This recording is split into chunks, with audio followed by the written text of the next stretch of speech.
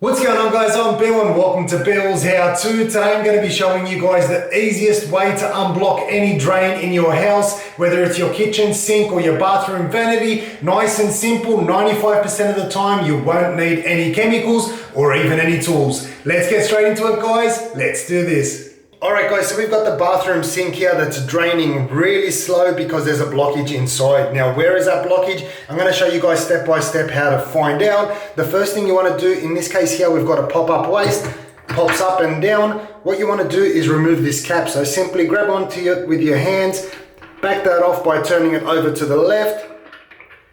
Remove that cap there and you can see it's still draining pretty slow. Now a lot of times you get a bit of debris built in between the actual flange here and our cap, and that causes a blockage. So make sure that you've got nothing there obstructing it, everything's nice and clean. So now that we've got that cap out of the way, we can see the water's still running slow. So what we're going to do in this case is we're going to simply use a plunger, or if you don't have a plunger and you don't want to go out and buy one, this is a plunger in case you're not too sure. You can actually use your hand. Now simply pressing that over the top, getting a nice tight seal, and you're going to press down like you're doing CPR. So we're basically going to bring some life back into this by moving everything around and allowing that to fall through. Now what you want to pay attention to also, if you've got a overflow system, which we've got in this case, so we've got a little hole right there that you can see. It might be on this side, it might be on that side there. What that does is that prevents the sink from overflowing and the water coming out of the sink. So that also gives a little breathing space down to our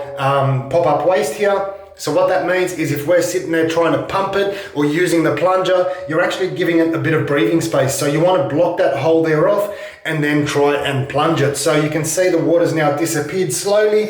I'll fill it back up. Okay, so now at this point you can take your plunger, make sure you cover that hole right there to create a better seal. I've got big thumbs, so it works good for me.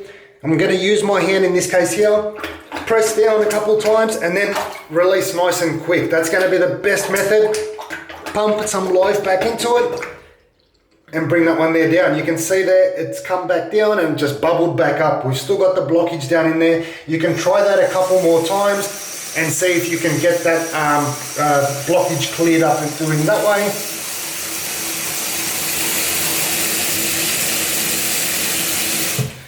So once again, cover the hole, pump it, and release it quick.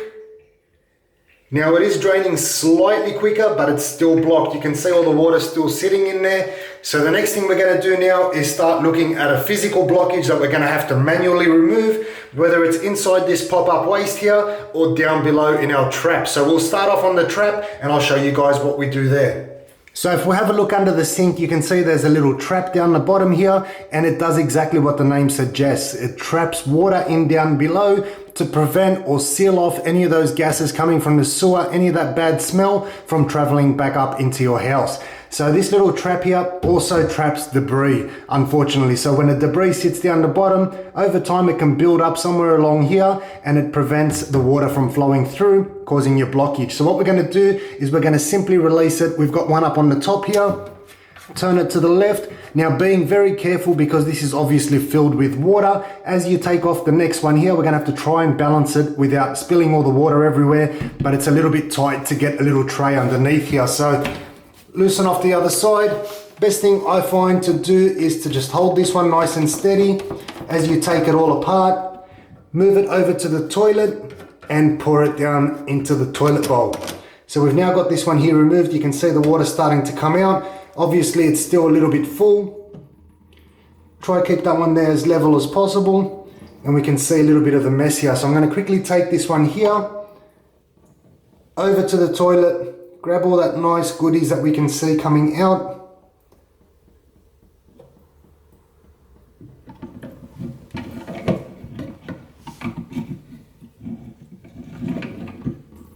And as I'm pulling that base there, I can actually see a whole clump of hair right here. So I'm going to quickly grab onto this one here. You might want to wear some gloves if you're a little bit disgusted, as most of you out there probably are at this point. Now I'm covering the other side to make sure we don't get any more spillage.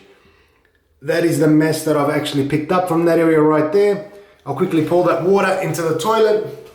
All right, so now that we've got our trap, we're going to make sure we keep this little O-ring here because we need that. This is part of the blockage right here, so we're going to pull out all these goodies.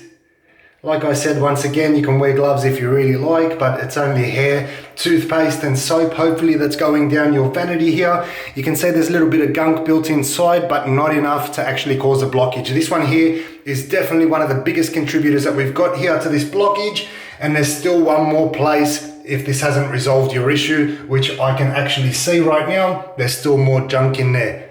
So I'm going to quickly put the O-ring back on and reinstall this trap down under the sink. Alright guys, so now that we've got the bulk of it out, if we come up to the top here on top of the pop-up waste, and if you have a look inside there, you can see there's actually some hair and some bits and pieces that have been built up inside. And the easiest way that I find to remove this is by using a few different little tools around your house. Now, if you don't have tools, you can create any of this stuff that I'm about to show you guys.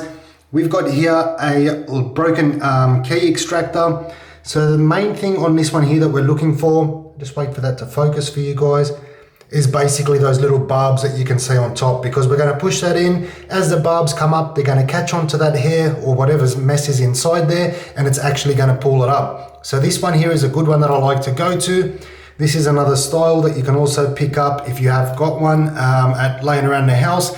You can also use a hacksaw blade. So you can see once again, we've got all those nice teeth up on top. Simply break off that blade in half, drop it into the drain, and you'll be able to pull out that hair simply by using those teeth right there. So the other way that we can also do this is by using zip ties. So if you've got zip ties at home, that is a perfect way to do it. And I'll show you guys a little trick that you can do with your zip ties. So I haven't actually got some zip ties with me, but what I'm going to demonstrate it on is just simply a stick. So another easy way that you can do it around the house, take off any of the leaves.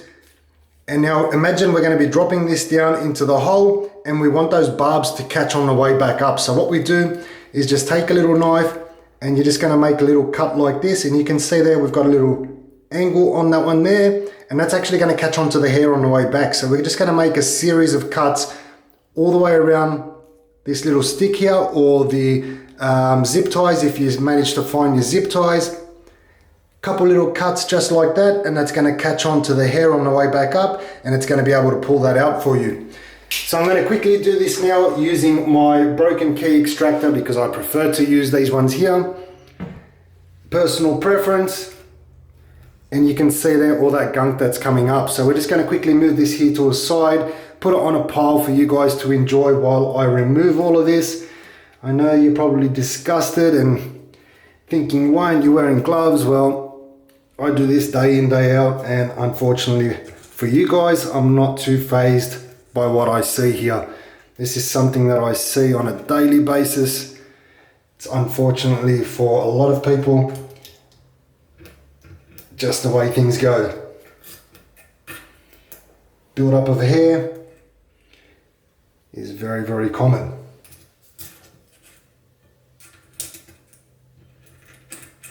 So we're just going to pull the rest of that out. You can keep looking up from the top, making sure you've got all of that mess there removed. One little last piece left.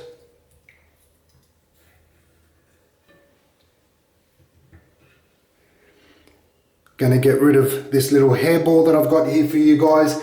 Wash everything away, clean it all up, and we're pretty much done. So now that we've got our little hairball friend out of the way here, turn on the tap, wash everything down, clean it all back up again.